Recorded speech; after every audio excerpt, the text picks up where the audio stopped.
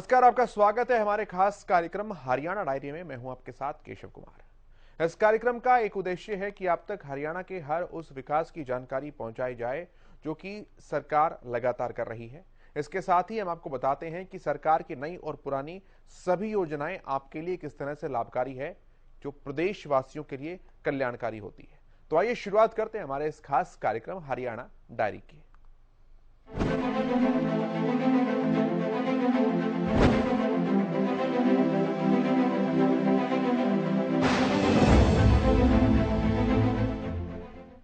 पंचकुला के इंद्रधनुष सभागार में आजादी के अमृत महोत्सव के अंतर्गत दूरदर्शन द्वारा आयोजित स्वराज धारावाहिक की विशेष स्क्रीनिंग की गई। मुख्यमंत्री मनोहर लाल के अलावा कई कैबिनेट मंत्री और सांसद इसमें मौजूद थे। इस मौके पर हरियाणा के मुख्यमंत्री मनोहर लाल ने सभी को संबोधित किया। साथ ही समाज के अन्य वर्गों को आजादी के अमृत काल में आजादी के किस्सों से जुड़े अलग अलग कार्यक्रम आयोजित करने का आह्वान किया।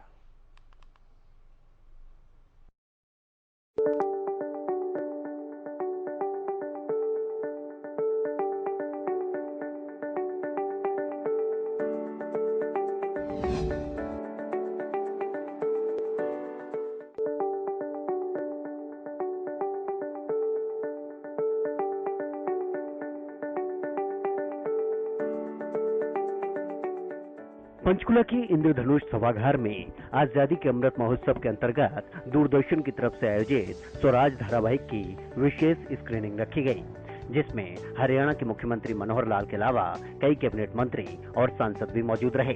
इस मौके पर हरियाणा के मुख्यमंत्री मनोहर लाल ने प्रदेश की सभी संस्थाओं, स्कूलों, कॉलेजों व समाज के अन्य वर्गों को आजादी के अमृत काल में आजादी के किस्सों से जुड़े अलग अलग कार्यक्रम आयोजित करने का आह्वान किया।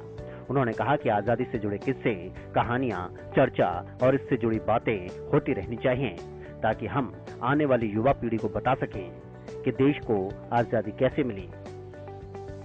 वास्को डी गामा उसने जो भारत के ऊपर आक्रमण करके और यहाँ के हमारी धन संपत्ति को, दौलत को लूटना शुरू किया। बाद में तीसरे आक्रमण के बाद उसकी मृत्यु भी यहीं हुई। बाद में महिला वीरांगनाएं, उनका भी एक एपिसोड रानी अबक्का, जिसने मैसूर के पास, विजयनगर के पास एक छोटी रियासत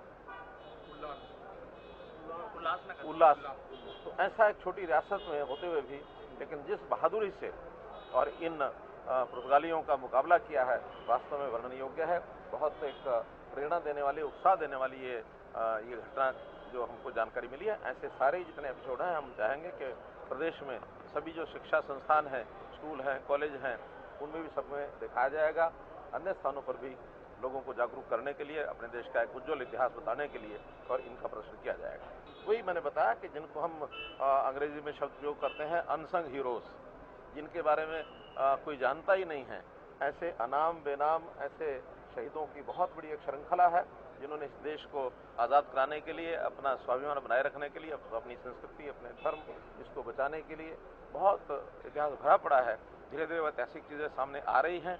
उन सब चीज़ों का देश की अगली पीढ़ी को जानकारियाँ मिलें, इसके लिए प्रयत्न किए जा रहे हैं। और प्लेटफॉर्म तो अलग अलग प्रकार से, क्योंकि केंद्र सरकार की योजना है, हमारा सूचना प्रसारण विभाग इसको आगे प्रसारित करेगा, तो अलग अलग प्लेटफॉर्म जो भी होंगे, हम तो प्रत्यक्ष भी दिखाएंगे, अपनी जितनी संस्थाएं हैं उनमें भी दिखाएंगे। नई शिक्षा नीति को लेकर भी मुख्यमंत्री मनोहर लाल ने कहा कि देश में मैकाले के समय की शिक्षा नीति लागू रही। अब धीरे धीरे देश के इतिहास और वर्तमान की काफी चीजों को इसके जरिए ठीक करने की जरूरत है। ये स्वाभिमान को कैसे खत्म किया जाए, कैसे इनकी जो स्व की भूति है उसको समाप्त किया जाए। शिक्षा भी अपने ढंग से देते हैं। अंग्रेजों के समय में मैकाले की जो शिक्षा पद्धति थी, वास्तव में आजादी के बाद हमारे लोगों ने उसी को शुरू में अपनाया, लेकिन बाद में कुछ जागरूक जो नागरिक थे, जो हमारे इतिहासकार हैं, उन्होंने सबने कहा कि इन चीज़ों पर अध्ययन करना चाहिए।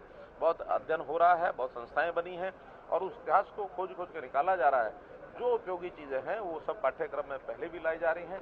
आगे भी ये क्रम निरंतर लगातार जारी रहेगा, जिससे हमारे देश का, यानी एक प्रकार का स्वराज जिसको कहते हैं, उस स्वराज में हमारी संस्कृति क्या है, हमारा धर्म क्या है, हमारी भाषा क्या है, क्योंकि भाषा का भी जो प्राचीन भाषा है उसके आधार पर भी हम अपने ऐसे अनसंग हीरोज को भी जान सकेंगे, अपने इतिहास को भी जान सकेंगे। तो ये चीज़ें देश के लिए बहुत अतीत में जाकर के और भविष्य का निर्माण करने के लिए बहुत आवश्यक है।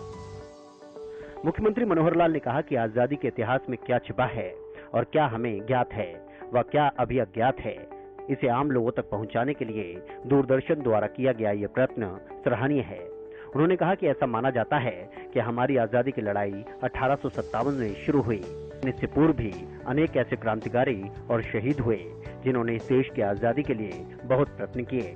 उन्होंने पहले मुगलों से संघर्ष किया, फिर अंग्रेजों से लोहा लिया। इस संघर्ष में बहुत सी महान विभूतियों ने अपने प्राण न्योछावर कर दिए, जो इतिहास में दर्ज नहीं हो पाए। मुख्यमंत्री ने कहा कि आजादी के इस अमृत महोत्सव में यह प्रयास किया गया है कि वीर शहीदों के बारे में उपलब्ध जानकारियों को दूरदर्शन ने इकट्ठा करने का बीड़ा उठाया और स्वराज नाम से धारावाहिक की श्रृंखला को बनाया। दूरदर्शन ने स्वराज के 75 एपिसोड बनाए, जिनमें से आज पहले और तीसरे एपिसोड की विशेष स्क्रीनिंग हुई।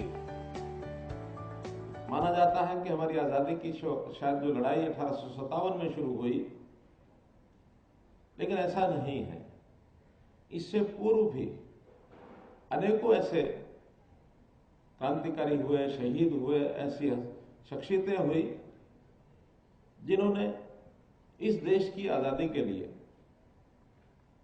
बहुत प्रयत्न किए, अंग्रेजों से लोहा लिया और उससे पहले मुगलों के साथ भी जो संघर्ष चला, उस संघर्ष में बहुत से ऐसे अनसंग हीरोज हैं, ऐसी बहुत महान विभूतियां हैं जो इतिहास में शायद दर्ज भी नहीं हो पाई। लेकिन इस आजादी के अमृत महोत्सव में यह प्रयत्न किया गया है कि ऐसी जानकारियां जहां से भी हमारे कलाकारों को मिली होंगी, दूरदर्शन ने इसका एक बीड़ा उठाया इस प्रोजेक्ट को आगे बढ़ाने का। तो स्वराज नाम से श्रृंखला 75 एपिसोड जिसके हैं, उसमें पहला और तीसरा एपिसोड आज उसका यह मंचन होगा। बहुत भावनात्मक तरीके से वो बातें मैंने जो सुना है, अभी देखना तो आपके साथ ही है। ये सारी जानकारियां हमारी युवा पीढ़ी को हो। मुख्यमंत्री मनोहर लाल ने कहा कि स्वराज शब्द के कई मायने लिए गए। ऐसा माना जाता है कि शासन हमारा है तो हम स्वतंत्र हैं, लेकिन स्वराज की गाथा हमारे देश के इतिहास से, हमारे देश की संस्कृति से, भाषा से, हमारे धर्म से शुरू होती है। यह बातें हमें नई पीढ़ी को बतानी पड़ेगी। इस समय की आवश्यकता है कि हम आजादी के 100 साल बाद तक की भी युवा पीढ़ी को स्वराज का सही अर्थ बताएं। क्योंकि एक बात का तथ्य जो सबको अभी मन तक नहीं पहुंचा है, वो है ये जो स्वराज शब्द है। स्वराज शब्द के कई मायने ले लिए गए। एक मायना ले लिया गया इसका स्वशासन, स्वतंत्र। तंत्र हमारा है, शासन हमारा है, तो स्वराज हो गया। वास्तव में इससे भी आगे स्वराज की गाथा हमारे देश के इतिहास से, हमारे देश की संस्कृति से, हमारे संस्कारों से, हमारी भाषा से, हमारे धर्म से शुरू होती है। तो वो चीजें हमको नई पीढ़ी को भी बतानी पड़ेंगी। और देश आजादी के 100 साल के बाद तक अगर हम जनता को बता सकें कि स्वराज क्या है, स्वशासन क्या है, स्वतंत्रता क्या है, तो वास्तव में स्वराज ये 100 साल के काल होने पर भी हम उन चीजों को उभार सकें, ला सकें और उस दिशा में आगे बढ़ सकें, ये आज की आवश्यकता है। मुख्यमंत्री मनोहर लाल ने कहा कि प्रधानमंत्री नरेंद्र मोदी का आभार है जो उन्होंने वर्ष 2020 में आजादी के अमृत महोत्सव की योजना बनाई। अमृत काल में 2 वर्ष तक कार्यक्रम बनाने की बात कही गई है।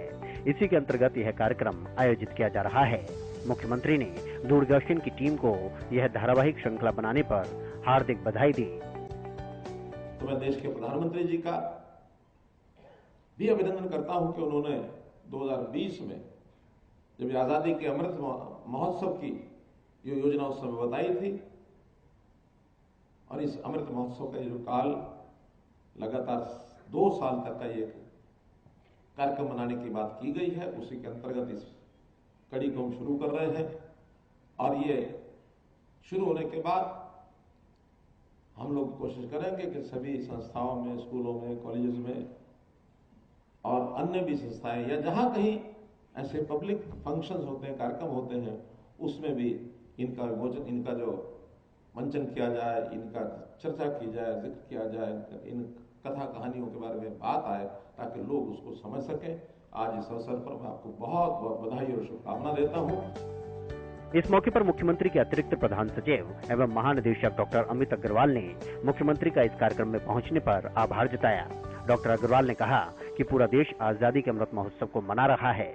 हरियाणा का सूचना जनसंपर्क एवं भाषा विभाग इस अमृत काल में लगातार प्रदेश भर में कार्यक्रमों का आयोजन कर रहा है। दूरदर्शन ने भी अमृत महोत्सव के अंतर्गत 75 एपिसोड की धारावाहिक श्रृंखला बनाई है। उन्होंने दूरदर्शन की टीम को भी बधाई दी। इस विशेष स्क्रीनिंग के मौके पर विधानसभा अध्यक्ष ज्ञानचंद गुप्ता, गृह एवं स्वास्थ्य मंत्री अनिल विज, शिक्षा मंत्री कंवरपाल गुर्जर, परिवहन मंत्री मूलचंद शर्मा, शहरी स्थायी निकाय मंत्री डॉक्टर कमल गुप्ता, महिला एवं बाल विकास मंत्री कमलेश ढांडा, सोनीपत के सांसद रमेश कौशिक, राज्यसभा सांसद कृष्ण लाल पवार, विधायक मोहन लाल बड़ोली व अन्य वरिष्ठ अधिकारी भी मौजूद रहे।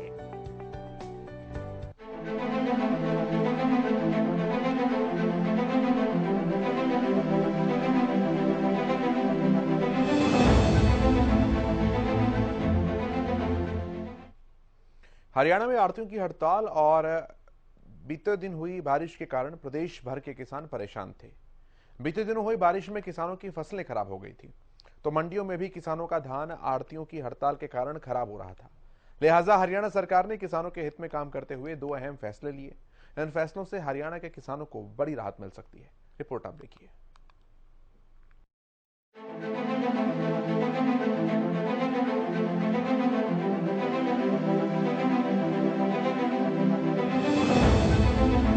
हरियाणा सरकार शुरुआत से ही किसानों के हित में लगातार काम कर रही है। बात चाहे मौसम की मार के कारण प्रभावित किसानों की सहायता की हो या फिर किसानों से जुड़ी कोई अन्य समस्या, सरकार शुरुआत से लेकर अब तक किसानों के हित में काम कर रही है। इसी कड़ी में हरियाणा सरकार की ओर से किसानों की परेशानियों को कम करने के लिए एक और फैसला लिया गया है। दरअसल सीएम मनोहर लाल ने खुद इस बात की जानकारी दी कि हरियाणा सरकार ने किसानों की फसलों की गिरदावरी के आदेश जारी कर दिए हैं। निश्चित रूप से किसानों की इस चिंता के साथ उनके हाथ खड़े हैं और जो स्पेशल गिरदावरी है उसके आदेश हो चुके हैं। जहां जहां नुकसान हुआ है अगले 2-3 दिनों में फसल कटने से पहले ही उनकी सब गिरदावरी हो जाएगी। दरअसल हाल ही के दिनों में हरियाणा में तेज बारिश की वजह से किसानों की फसलें बर्बाद हो गई थी। खेतों से लेकर मंडियों में किसानों का अनाज बारिश की भेंट चढ़ गया, जिसके बाद किसानों की ओर से मुआवजे की मांग की गई। तो सीएम मनोहर लाल ने भी अधिकारियों को फसलों की गिरदावरी के आदेश दे दिए और साफ शब्दों में कह दिया कि प्रदेश सरकार किसानों के साथ खड़ी हुई है। इसके साथ ही हरियाणा सरकार की ओर से किसानों के हित में एक और फैसला लिया गया।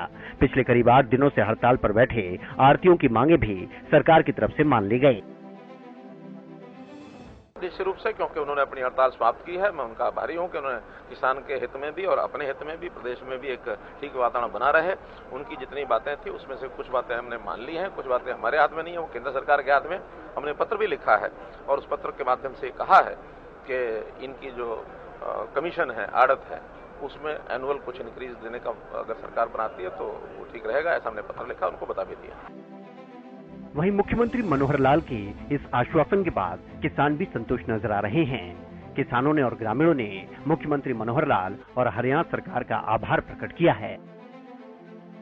जी, सरकार की पहल का मैं स्वागत करना चाहूंगा और धन्यवाद करना चाहूंगा हमारे प्रदेश के मुख्यमंत्री जी का, जिन्होंने किसानों के बारे में इतनी हितैषी जो योजना लेकर आए हैं।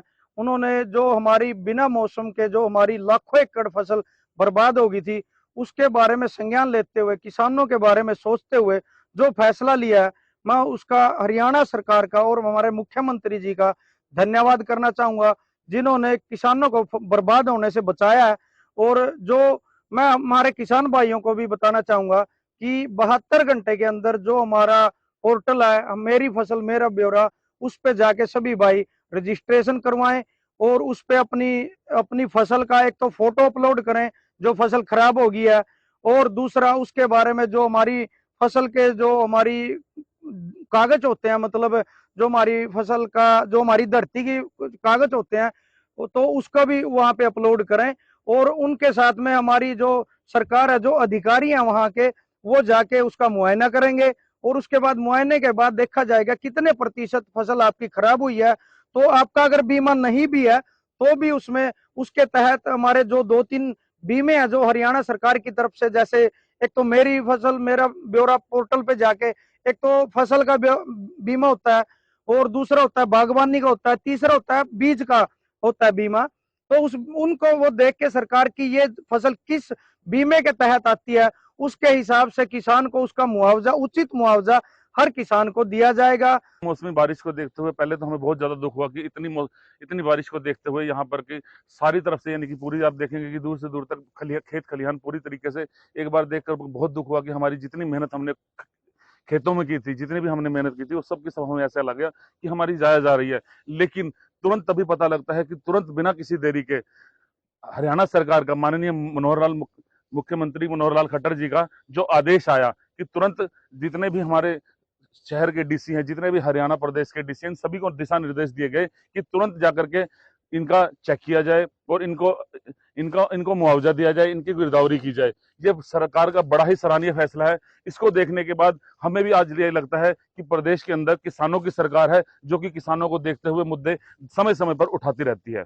और अब मैं सभी किसान भाइयों को आपके माध्यम से एक मैसेज देना चाहता हूं, एक सुझाव देना चाहता हूं कि मेरा ब्यौरा मेरी फसल मेरा ब्यौरा एक पोर्टल पर जाएं। जो भी आपका नुकसान हुआ है, जो भी आपका किसी तरीके का नुकसान हुआ है इस बारिश के चलते, वहां पर जाकर के खुद का अपना उसको रजिस्ट्रेशन करवाएं, उसको वहां पर अपना ब्यौरा नोट करवाएं और अपनी गिरदावरी तुरंत करवाएं, जो कि मात्र 72 घंटे के लिए खुला है।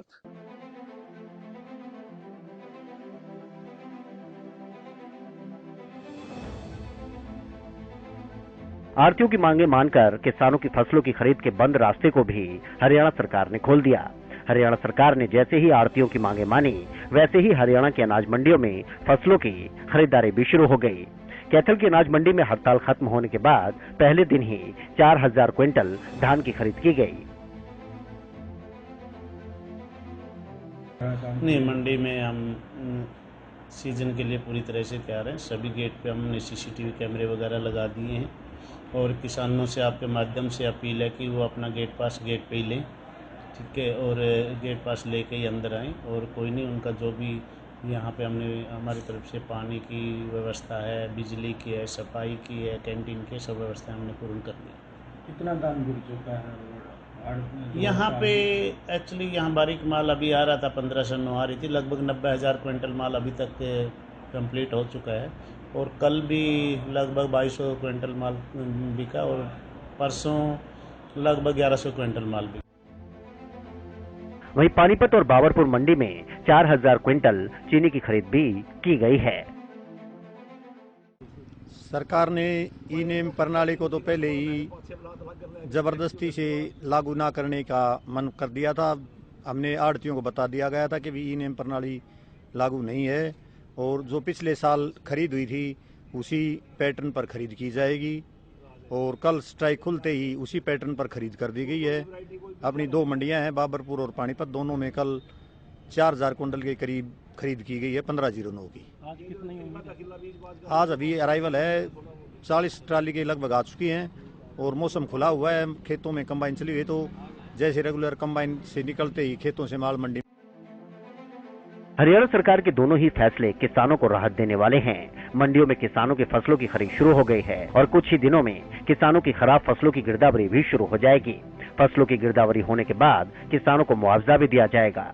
कुल मिलाकर हरियाणा सरकार की ओर से किसानों की सहायता के लिए उठाए गए दोनों ही कदम सराहनीय हैं।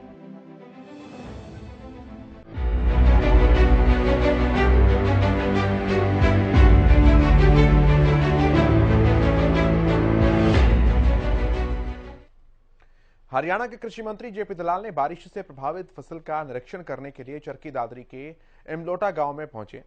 किसानों को मुआवजा देने के साथ ही उन्होंने अधिकारियों को खेतों से पानी निकालने के सख्त निर्देश दिए। कृषि मंत्री जेपी दलाल ने कहा कि बारिश से प्रभावित फसलों की स्पेशल रिपोर्ट तैयार कराई जाएगी, जिसके आधार पर किसानों को फसलों के खराब होने का मुआवजा दिया जाएगा। रिपोर्ट देखिए।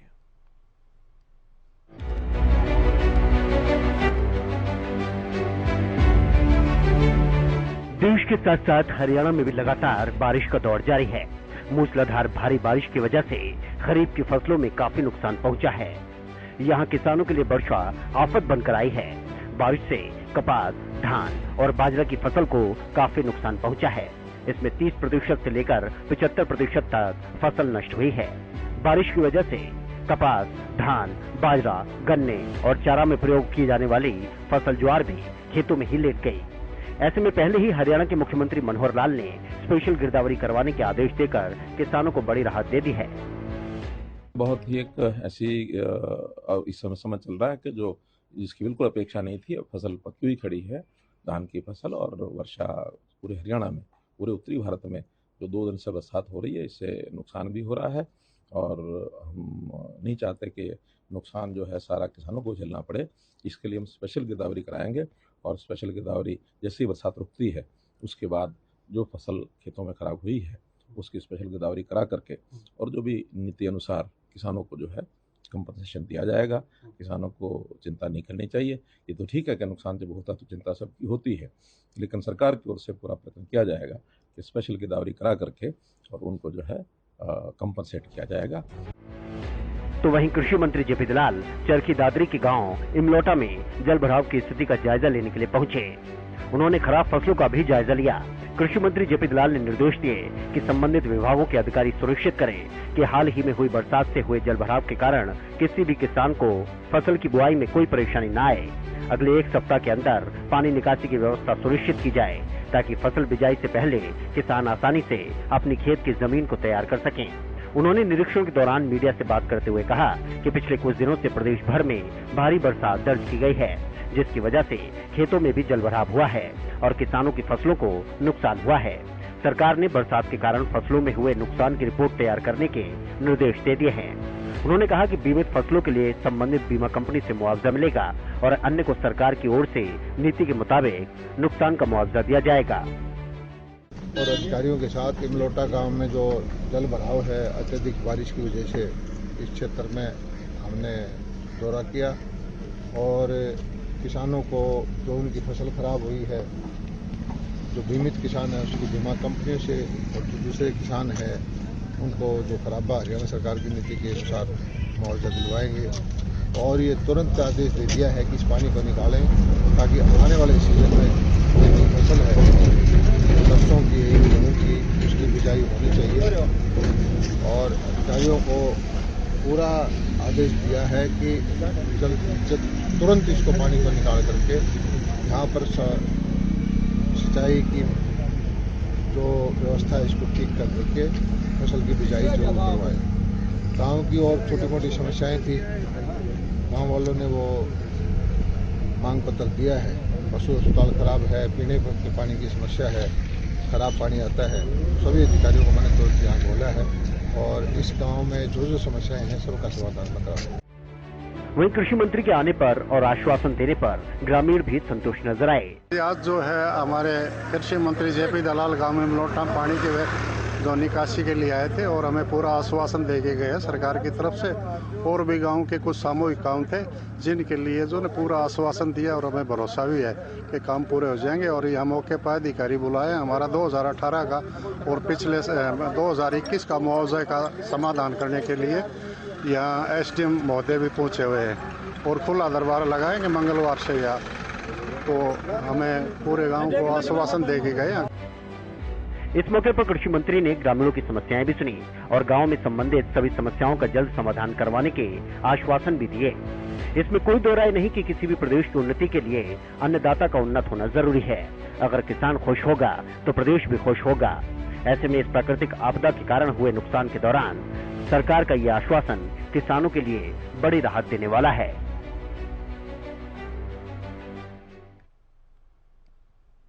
मुख्यमंत्री मनोहर लाल के नेतृत्व में हरियाणा प्रदेश लगातार आगे बढ़ रहा है।